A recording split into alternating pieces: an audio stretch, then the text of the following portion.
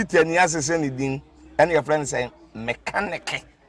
saa na prophet kumichacha ma sesa me YouTube no ba bia me hwe bia ma change afro ene maba too much GH hwe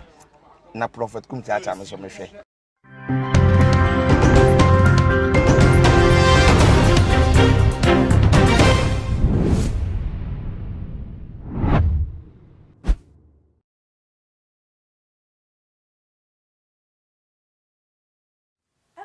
for any adofono mema obibia akwaba ede eba too much GH so Ghana wahala jumedi na ebre asose muni aba ekwesi kapa medem ebebe somo na ene dey ye TV and radio presenter dodo nanim no se kuku TGH waba abonten ne pictures ne ye ne no maybe wonam street so a Walton ye mango aba circulating social media just say ensem no wo bia etwe no sre ene abasa na dodo na ensem omo eka ene say as a celebrity day eni kwan say enuma mu ye din to the extent kwa you come to the street say wo ba aba beton ade na ebusuafo de tia abaya yi aba abonten a Walton ye mangoes wo street ni nyina enchiremu wa ha metwam ho ba me ba edimu nchemu ebeso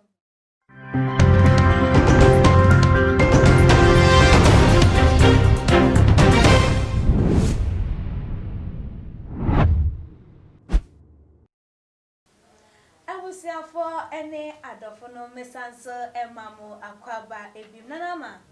ma akwaba we also mpomboko ami atoni hoye ede radi ase nanama say die dia baba to akono so je say die okoko ye celebrity aminim say wo da musronko wo chen Ghana fo nyina na say like we are different nyame bo sonko edia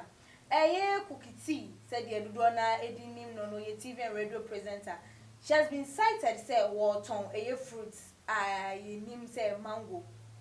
Now Ghana for when they say because of this pandemic no man ye no man near ya huchirinti and man because of social distancing when your man the kikan woman to me share woman crop for was or meet woman enya deals ne ho crony but enutina amano I go to the extent of say when to meet if you find essentially them from to beton bibi then I would drink family if you am da say wo akonya wo de ama me na me tira akonya ya so de ada too much GH ahwefo any etefo ni ase nya me sure mo say dan da mbo ye chidom e support ye programs ye de etudwa no na me ba asem no so no. First and foremost, mpese me upload your by one Kuku TGH. Me uploading you be a boom same demand. That is what we call an industrious woman. Okay. But for case me case be an industrious or born home modern or the nsa so be more pese onye ne hen wa ye ni obia who say yes wa ye. Enka pandemic way e ba na nka ono obema bi dam pamu na ye twa peta beto abonte a enka nye Ghana fo ya asu ne besa ya me bi. Okay. Ni Ghana fo na besa ya no e na oba weti so wo mobra e na wo ba sha wo nti so wo hwe na nsika wo nya sesi ana enso no baby bia kan ho what is the big deal in this we no na ya sama e Ghana fo ntwe se na wasa o ya celebrity so what who appear on TV so na we fini party bi mu ana na o yawo ekom ende wo bi mu ana who appear on TV so we di sika na no ana no sa perception yen Africans ni Ghana for the also perception until obi appeal obi ba TV so kwa dia na pete say so no akono a special person or special opportunity binti nyame bi won fa ne ho keka ya so ne ebe wie che ni atop pressure mom na ye mom ye nyama ense fata o mo ye bia ni asabe kan abomachi enti ya ye fault oba no wa ya de say ejuma na oye no enne ye nya duma ba ko endidi hu they will need us now ni say no na de bibia be ma no and yes a break crampo ye ninka so otuwa ne ahrew otuwa na ejato otuwa na asemesi na hu ni bibia betimesi enu ntisi wo oyo ba so ntisi wo ye we na sika no open no onya de beso no fi ho no de ni saka fo na ne boni ne say mango ye boni mango no to na ye boni mango nya nipa na di mango nipa na edi enti nipa ne say wakwa ye celebrity ni kwan so oba bontinti mpesi mi say obi ye celebrity a onka nipa ho na wo ye angel like or yeah a body strong kwande ono no like the gold and I the bibi na nwene na na ni kwan said there normal people no otimi ye bia na celebrity camera and necessarily permanent celebrity okay the omo ye no enu abi na yeso yeti ayi obi na mabontin so a ese no nante no ta no mo so mo nante na mienu no de nante no mo dom se si fo no mo de nante ye de na mienu na nante enu nti camera na esi omo so no kasa ye kasa nye no bia no mo ka no abia ano mo ka kasa fo o me wi on ka brofo so si ye kasa ye da na akobofo ma ye betu aka bi okay the omo ye no ni bebit mi ye but wo mo o ma fe no ato mo se ye djuma no wo mo ye okay na camera so ye de camera se su omo so ni etwa mo nti obi ani tua se na wo mo ye eno ane ade shronko na wo mo celebrity ye ka nwum to aye nkofo ebro mo to nwum omo ye de camera su omo so a omo ato aye adane dane mu na na de se ka se omo ye celebrity celebrity just onye nipa celebrity just say wo pon free camera no so a ana say uyi art wa camera so wie na wo kofia e hono ma say celebrity na aduane si wenim udu fia na aduane si wenim enzisa we live in a real life we live in a real world the hustle is real masa ye pon free ha de wo bedi nya camera na de be ma de wo bedi no eye wadwuma den a waye ewo afini mu anase bonsumi na anase dani mu no de ebe ma osika na wetimi ede ato aduane di nti se wo ka se me celebrity nti me celebrity me nine ka form me celebrity me sans in rem me celebrity me ni etre soro a mame wo di celebrity anu akọ te se wa to na nan mo nse do na no wa di weni so yo na nama na me pese mi hunu say on say didn't ya Ghana for dodo na ebu like omo ka say because of say yeah or yes celebrity ni kwan so wo ye bibie no and say normal person e komo de no wa bonten crampo na aduane no obetimi ane ya mo crampo na so wo be posa na ne wadi no wa bonten a wadi but as a celebrity and so wakwa ye TV and radio presenter meka so ye celebrity na so wakwa ye say nipa no enya de say wo na mabonten kra na komo de na obedi di wa bonten enu nti no ma wo mu ne say ton a wo ton mango no wa bonten no enye right omo ku hunu no enye right den omo so omo ye ebi engo form kasa 2 cds 3 cds bona sika ne ye ya no 2 cds 3 cds credit mo bet na kasa enye right eduma be na ono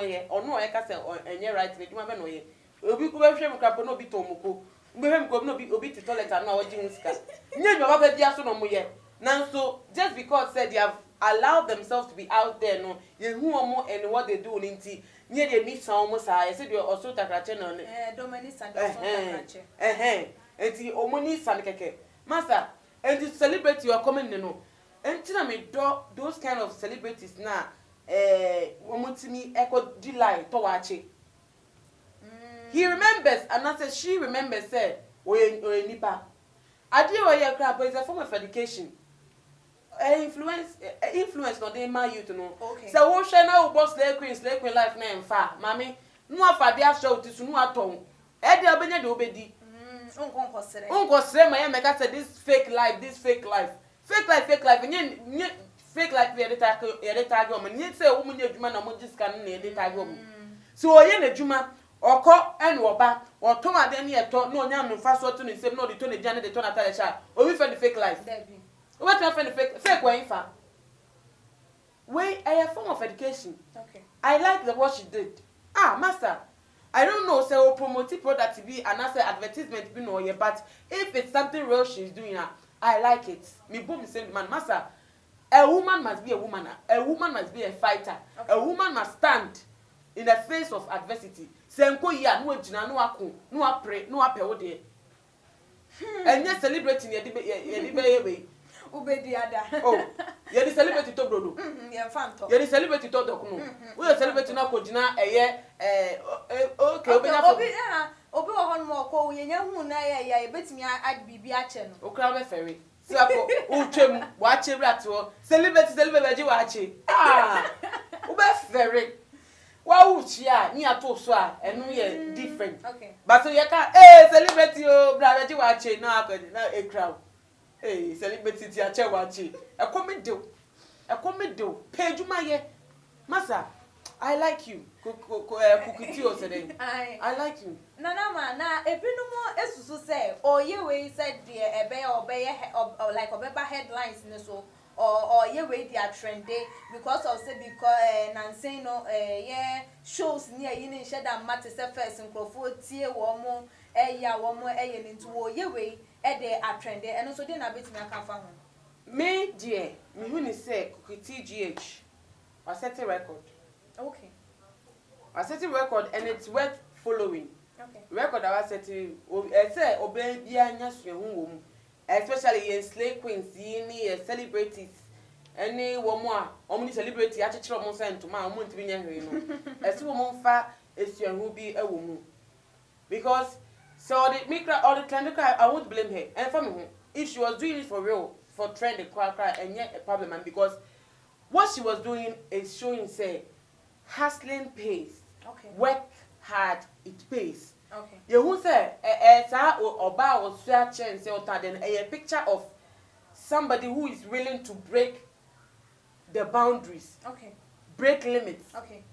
to live an exceptional life. Oba or pe kwa mi say there are minimum by be di no na or here or sha no nya hwe o Twitter bi di stuality so most of the hawkers say one more street so no sa aden e push on ba street and say only like only to be a deal but that moment no osha bibi amfa and it pushed them on the street and he said even if it's a publicity stunt now per hype na fame anyway na cry me I don't have a problem with it. What she was doing was real, a hustle, a message, direct message no that youth no. Let's pick it up from there. Ni anye bibi work hard oba bia uye juma masa uye juma udidi a feel good. Enye do bi de ba na udi a feel good udi grandpa onye kese so bi toma wa udidi a huntimi nye kese because enye usika enye obotom sika de wo wa brenya no what if frenya no udi na wo na feeling no na wo hu bye na wo expand undi de maybe undi e jan papa bia sa maybe undi na ma kese ni but kakra na udi usika to na udi no wo hu na hu bye na unya asundom because at least it is the result of your hard work. And it's better. Me who say a good influence no atray ama a youth. Okay, nana ma ye dey enkomodi die no esie no. One more ye celebrity bi ye bibia ye sonko a wo mu nsusu sanka celebrity bi be ya no wo mo twe ne sere ene abasa e dey ye egu nipa no ho fi ye dey twetwe no wo mo nsusu no e dey na betimi aka dey ache wo mo. E nkrasesem. Asifo na ye sa dem. Who obi o TV so a na say yen krasesem say me hu obi o TV so nti me hu no TV so nti onye nipa biem instead o adane soro abofo ne nan ka fom ne sanka ni ti nam soro me hu no ga so oto wa chekre say me nyam wanwa na me yen krasefo na yesa abrofo nko hu sa nyam we abrofo mu obroni a o yes oba TV so nyema o TV so beko shopping center wo hobi park or to hobi restaurant obi crowd last time we share obroni we minim ni din off head but musician okay anopa o minim de na we omo church chapter square form say paparazzi for na ye na wato okọ coffee shop koto coffee na burger bi ekra ni sim no odi no odi na mo kwan some say wow I love this guy Ghana akọkọ ye ni eja ada petwa funny face got na Accra Mall West Hills West Hills Mall I was telling K ni mo odidi you see wa bodam say strange strange say me nkrase for nti normal people nko most nko na omo ka say ni ndidi ye hu bi da omo mo ma TV so omo nya bi da aden wo ye wagidi nkeke nti wo ye na strange nkrase for ne boss abra no masa ye forget omukra you forget some hey nanama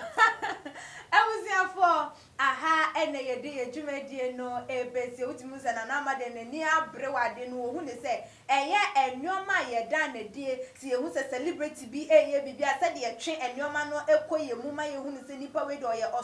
extraordinary eni kwan se nko wo utimi yes ade we nipa we de nka ade we de emfata no ensoso aye no se sa eye said ye sika eye celebrities no wo mo ensem so mo ye bibia ye wanwa no ye nja na eye eye nkrasem because emrofo na ye hwe wo mo hwe wo mo kra mo wo mo enye sa enti no wo ye type of people who criticize eye celebrities e wo mo nyoma bi a wo mo ye weird edema wa ubeja ya na wagya de na maka wone ne ya adwen obetimi de wadwen twa aba wone ne nya adwen so a enye ntokwa so enye didi atam so enye bufuo so fa won so wode etu ewadwa ewotuma gh comment section yen kenkan efa emam obetimi afollow yen ewe ye Instagram page @tumagh_. Subscribe to your channel na share ma ebusuafo ene adofo no midin de ekwesi kapa menena na ama owusu a na twetwen komo dasene yebesane hia